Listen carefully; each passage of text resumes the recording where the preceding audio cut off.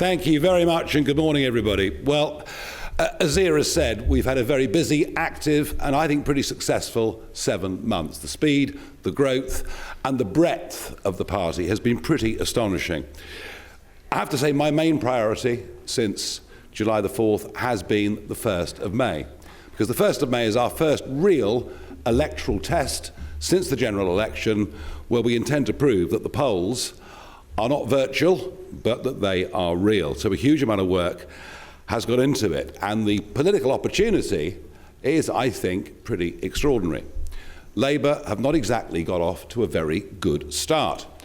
And even if the Prime Minister is able to use his Brexit freedoms to stand much taller on the world stage than he would have done as EU members, it's the real cost of living, it's daily life, that is getting people down. You'll notice that the growth figures that came out on Friday showed that for 4 of the 7 months since, as she was dubbed by Lee Anderson, Rachel from Accounts has been our Chancellor, GDP fell. But of course, the real story is what is happening through mass migration and population explosion to GDP per capita, which continues to fall and has done for the last couple of years.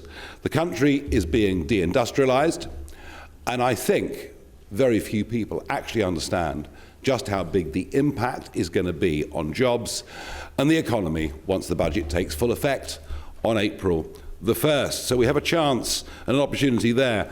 As for the Conservatives, well, of course, on May the 1st, they're going to be defending hundreds of seats that they won in 2021, when they were right at the absolute peak of Boris Johnson's then success. But the level of betrayal to so many voters who voted Conservative back in 2019 has been such that the party now stands, frankly, for nothing. It serves no particular purpose. And the truth is that in many seats, indeed, particularly the 300 county council and unitary seats that are held by Labour, frankly, a vote for the Conservatives will be a wasted vote, because we are the ones that will be challenging Labour. And that applies too to the by-election, which will take place, we're not sure when, but it may well be on the 1st of May in Runcorn and Helsby. And I promise you a Conservative vote there will be a completely wasted vote. It's going to be a 2-horse race between us and the Labour Party. And I think it could be a very exciting contest. And we're readying for that. And as soon as we know when the by-election is, we will have a press conference in Runcorn to show you who our candidate is. I have to say, as the 1st of May approaches, we are pretty furious that 5.5 million people have had their vote denied.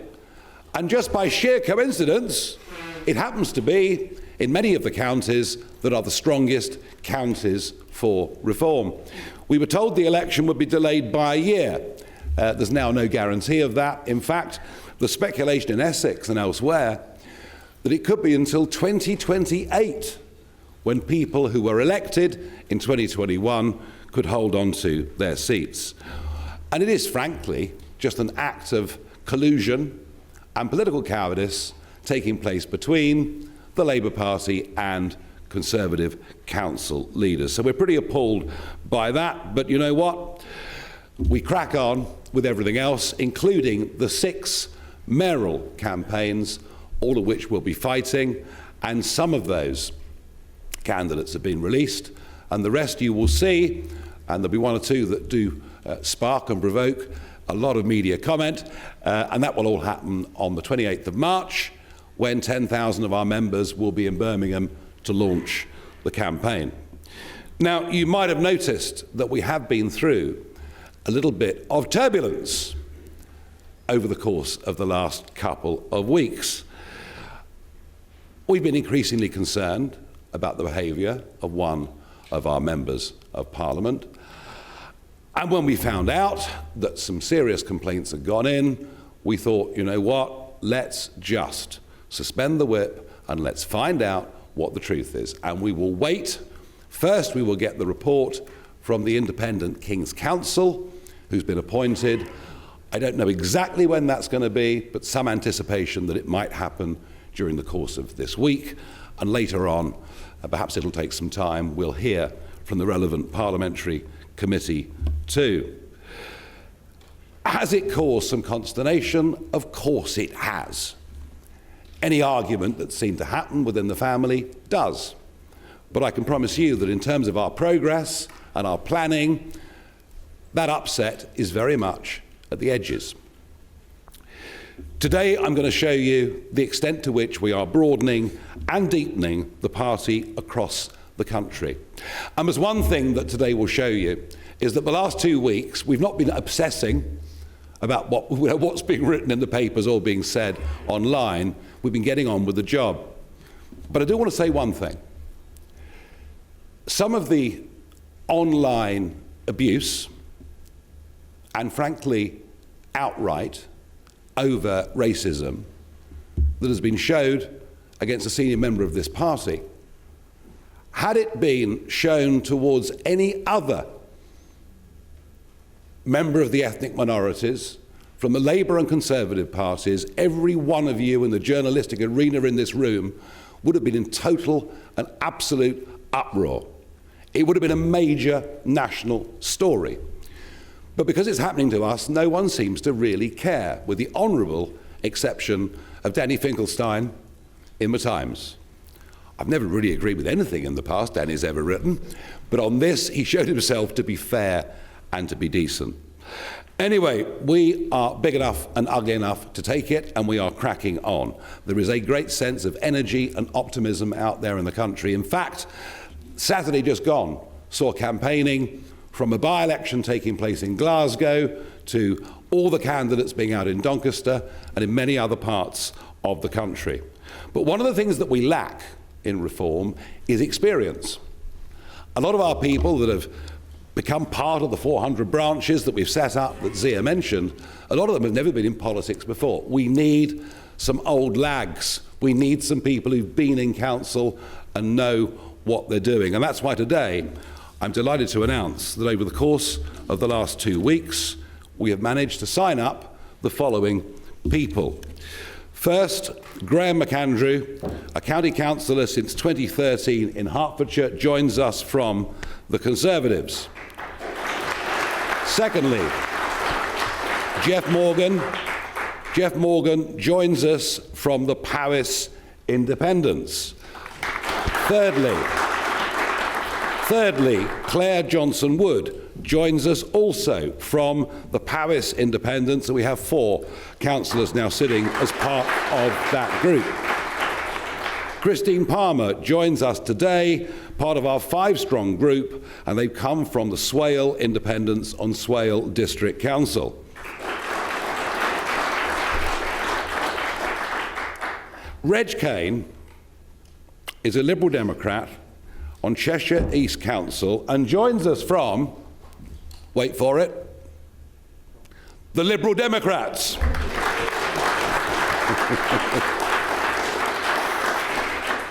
Matthew Salter joins us from Lancashire County Council. We now have 2 members of Lancashire County Council. Bill Barrett is a former cabinet member who quit the Conservatives over the council's lack of transparency in Ashford, went to the Independents and now joins us here today. Cathy Hunt joins us, and she's a member of the County Durham Council. She comes over to us as an independent. We now have a group of 3 sitting on that council. Richard Palmer comes to us from the Swale Independents Alliance today. Ian McIntosh joins us, and Ian joins us from the Conservatives, but joins our group on Powys County Council and is very welcome indeed. Vernon Smith, who's been chairman of Gloucestershire County Council, joins us today and comes from the Conservative Party. Thomas Sneath joins us on the South Holland District Council and joins us from the South Holland Independents. Emma Ellison joins us on Blackpool Council. She comes from the Conservatives and she joins Jim O'Neill, who won a by-election there just recently. Mansour Hassan joins us, and he comes from the South Holland Independents, and he comes as a member of Lincolnshire County Council, and he's very welcome indeed. Stephen Reid. Stephen Reid, well, he was born an Australian, but he's now a Brit. He served many years in the Australian Navy, and he joins us from the Conservatives from North East Derbyshire. Mandy Clare is an ex-Labour councillor who left to campaign against transgender ideology eroding women's rights, and she joins us on Cheshire West and Chester Council, and he's very welcome. Paul Irwin joins us from the Conservatives on Buckinghamshire County Council. He, at the moment, is the only one we have out of 147, but he's not frightened to be the first, and he's very welcome. Thank you. Edward Kirk. Edward Kirk joins us from Wiltshire Council and comes to us from the Conservatives, and he stood as the Conservative leader at the last election. Jan O'Hara, with 20 years of experience in local government, joins us from the Conservatives in Northamptonshire. Felix Bloomfield has served for over 30 years as a councillor and joins us on Oxfordshire County Council. Stuart Davis, after 20 years in the police and 6 as a magistrate, joins us. He was an independent and joins us in North Somerset. Stephen Atkinson is, until right now, the leader of Ribble Valley District Council for the Conservatives, but I think he might be about to lose his job. I'll keep it.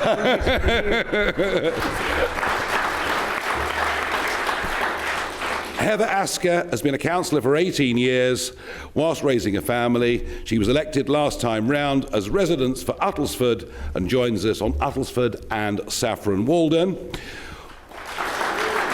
Paul Ellison joins us on Wyre Council. He joins from the Conservatives and becomes our 3rd Reform councillor there.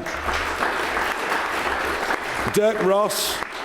Dirk Ross is a member of Kent County Council. He was an independent, but joins us today as Reform and will stand for us on May the 1st. Joanna Monk. Joanna Monk joins us from the Conservatives, and she's a member of Worcestershire County Council. Kirk Harrison, who was until this moment a Conservative, joins us on Northamptonshire Council. He's now our 4th member of that council. Robert Gibson. Robert Gibson joins us from the South Holland Independents, and he is a member of Lincolnshire County Council. And last, and by no means least, is Julian Kirk, elected as a Conservative county councillor. I just love what Julian's done. He's resigned his seat on Norfolk County Council in protest at the elections being cancelled, and will stand as a Reform candidate in those county councils in Norfolk. Thank you.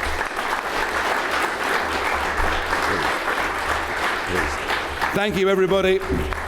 We are growing, we are building, we are deepening, we are broadening, we are strengthening, we are getting ready for the 1st of May. This party is very, very much on the up, and I'd like just 2 of those that join us perhaps to say a few words. I'll start with Stephen Atkinson. Thank you. Thank you, Nigel, and it's good afternoon all. It's great to be here. I am the 2nd longest leader in the history of Ribble Valley Council, a council that delivered great success for its residents. But yesterday I resigned from the Conservative Party, and today I join Reform.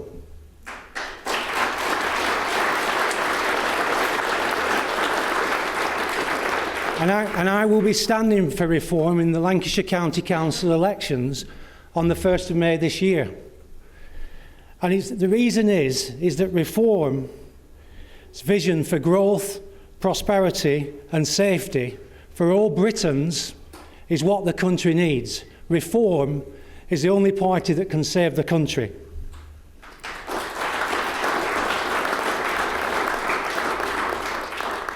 And to paraphrase Edmund Burke, all it takes for bad things to prevail is for good men and women to do nothing. And that's the reason why I make this decision for the greater good. And like so many others, I feel betrayed by decades of broken promises. Tory MPs, ministers and prime ministers have failed over the last 14 years. The Conservative parliamentary has been found out. It's a party of power and privilege and not about service. And they are spiralling into oblivion. The only way we can beat Labour is to vote reform. And Labour and Conservatives have morphed into one. They have become the same thing: high immigration, high taxes and high energy bills. They've let patriots like me and the rest of the country down. They are the globalist uni-party. The only way to ensure we beat Labour is uniting behind reform, all with a shared vision, making sure the United Kingdom is sovereign, prosperous and independent nation that we all know it can be. For too long, British politics has been dominated by self-interest and failed promises. Only reform will bring the common sense and trust back to politics, prioritising residents in everything we do. Reform UK, a party that truly believes in restoring the Great Britain many of us grew up in. And preferring for government in 2029, we need to be ready at all levels. I know how much waste happens in councils across the country.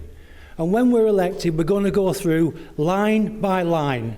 And if it does not benefit residents, it will be reduced or removed. And that money will be put into potholes. We'll have the best roads we've had in a generation. And we'll open our tips for when people need to use them, and they won't need a permit. We're going to put people first. But only reform can fix this. Years of mismanagement by successive Labour and councils have allowed officers to become transfixed by their own institutional beliefs. And we need leadership. We need leadership at council level. And finally, if I may finish, I am proud to announce my decision to join the party that truly puts the people first. There'll be many more to make this transition. Together, we can set our county councils on a path to success and fight local government reorganisation, win seats up and down the country, and help share a brighter future for the entire United Kingdom and our children. Thank you. Stephen, thank you. Thank you very much. And I'm also going to ask for a few words from Heather Asker. Heather, please. Thank you, Nigel, and good afternoon, ladies and gentlemen. I've been a town and district councillor for Saffron Walden and Uttlesford District Council in glorious northwest Essex, proudly representing the area that I love to call home for the last 17 years. I know that speaking with family, friends and neighbours, that residents want to be heard and represented at all levels of government by those that live side by side with them and experience the same issues as them on a daily basis, good and bad. However, those same people do not feel that's the case and believe they're being let down by the established parties. I believe that there is an appetite for real change in politics. Residents have been crying out for an alternative to those parties that have let so many of us down. Now there is, the Reform UK party. I'm proud to say that today I have now joined Reform UK, as I strongly believe its positive, fresh, forward-thinking, looking vision for the future is for us all. Only Reform, led by Nigel Farage, believes in talking up Britain and not talking it down. The party's values of family, community and country are ones that are working as a working mother and local councillor very much resonate with me. One of the reasons I became a local councillor is because I want to leave my part of the world in a better place than I found it. I had hoped to stand for Reform UK in the Essex County Council elections, which were meant to take place in May. However, I watched in dismay as the Conservatives and Labour have worked together to deny any democracy to the voters in my area, as well as to millions of others throughout the country. I truly believe that we will only get reform if we vote for it. I will do my best to support the party's candidates in neighbouring areas where elections are going ahead.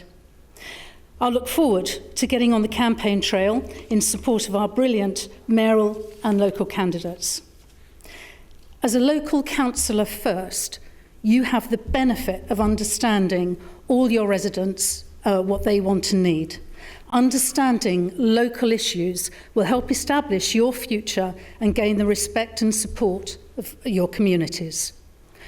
On the 1st of May, if you want reform, you must vote reform. Thank you.